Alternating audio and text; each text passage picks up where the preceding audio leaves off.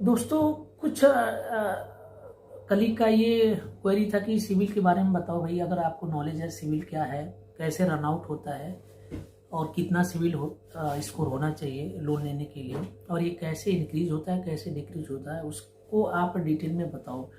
जिस व्यक्ति के पास बुद्धि होती है, शक्ति भी उसी के पास होती है। टाइम ले ले बट मैं आपको एक्चुअल में सिविल के बारे में बताऊंगा। दोस्तों, जब भी कोई अपना पैन कार्ड बनाता है या आधार कार्ड बनाता है और किसी भी बैंक में अपना डॉक्यूमेंट लोन के लिए देता नहीं है, तो उसका सिविल आप देखेंगे तो हमेशा माइनस में आता है। आप 20 साल के हों, 30 साल के हों, 22 साल के हों, 28 साल के हों, 50 साल के हों, उसके बाद आप अपना लोन अप्लाई करते हैं या अप्लाई नहीं किए हैं, तो अपना अगर सिविल स्कोर चेक करेंगे तो आपका सिविल हमेशा -1 ही शो करेगा। ऐसा क्यों होता है, इसका डिस्क्रिप्शन तो हमारे पास भी नहीं है, बट आपका सिविल हमेशा, कभी आपने लोन नहीं लिया है तो आपका सिविल स्कोर हमेशा -1 में ही शो करेगा।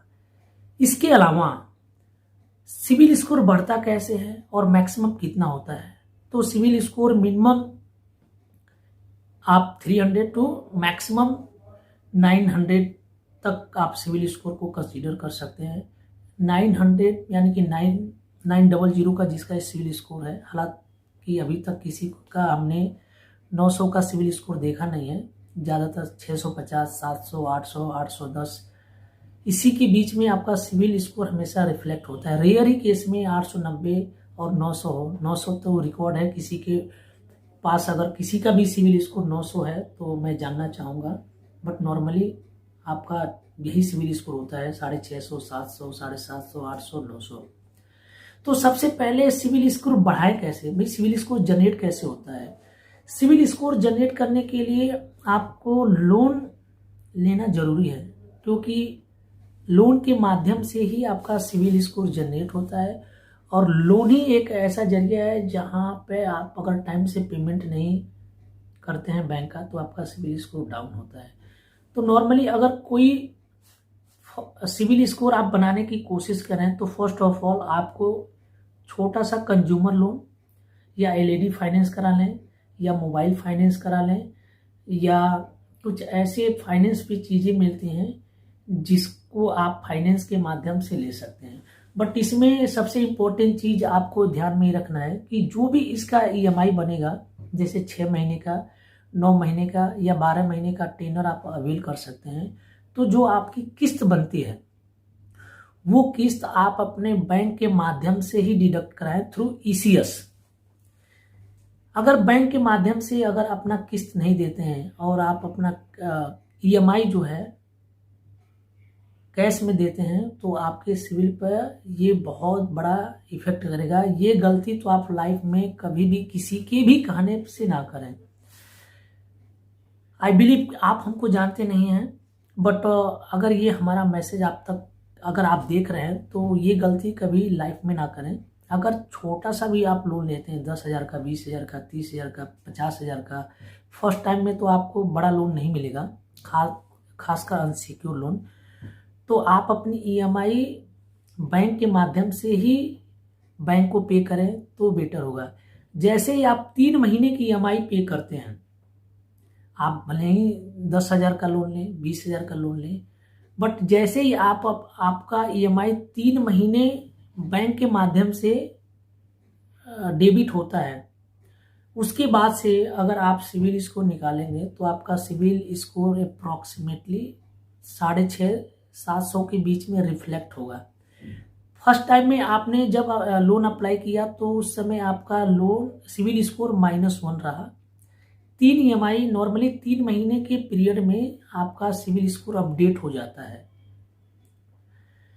3 महीने के बाद वही आप अपना सिविल स्कोर चेक करेंगे तो आपका सिविल स्कोर 600-650 होगा। अब जैसे जैसे आपके ईएमआई का ड्यूरेशन बढ़ता जाएगा, 3 महीने, 4 महीने, 5 महीने, 6 महीने, 1 साल तक, जैसे जैसे आप रेगुलर ईएमआई या पेमेंट करते रहेंगे तो आपका सिविल स्कोर उसके अकॉर्डिंगली आपका इंक्रीज होता जाएगा। आपने 10 तारीख का आपका ईएमआई का डेट है, बट 10 तारीख को आप अपने बैंक के माध्यम से अपना ईएमआई नहीं पे कर रहे हैं, और वो EMI आपको 15 दिन पे आप जा कर के बैंक में जमा कर रहे हैं या चेक दे रहे हैं या NFT कर रहे हैं या UPI कर रहे हैं, तो ये एक चीज़ आप ध्यान रखना, 10 तारीख का आपका EMI था, आपने पेमेंट 20 तारीख को किया, तो 10 और 20 के बीच का जो गैप है 10 दिन का आपके सिविल स्कोर में DPD शो करेगा, डिले पेमेंट डिफॉल्ट। ये बहुत ही हार्मफुल है और डेंजरस है। आगे आप कभी भी लाइफ में कहीं से भी आप लोन अप्लाई करेंगे तो ये क्वेश्चन आपको लाइफ टाइम देना होगा।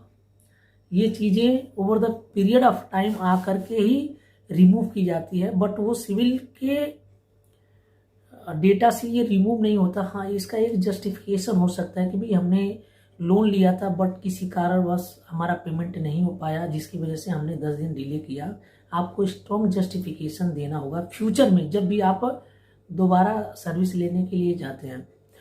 तो आई बिलीव कि बेसिक चीज़ें सिविल से रिलेटेड आपको पता हो गई। हाँ, एक चीज़ मैं आपको ज़रूर बताऊंगा, जब भी आप कभी लोन लें तो आप अपना EMI टाइम से रेगुलर दें, क्योंकि बैंक ही एक ऐसा माध्यम है जो आपको बूस्ट करती है through financial services.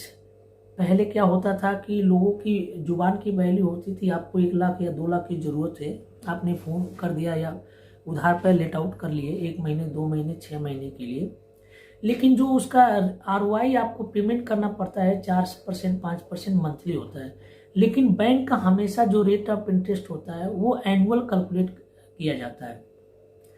For example, अगर आपने कोई सा भी लोन 12% पे लिया तो मंथली आप उसको कंसीडर करेंगे तो 1% होता है, लेकिन सलीना वो 12% होता है। अगर आपने किसी प्राइवेट में 1 लाख रुपए ले लिया 5% के हिसाब से, तो आपका ये बैंकिंग के अकॉर्डिंग आपको 60% सलीना होता है।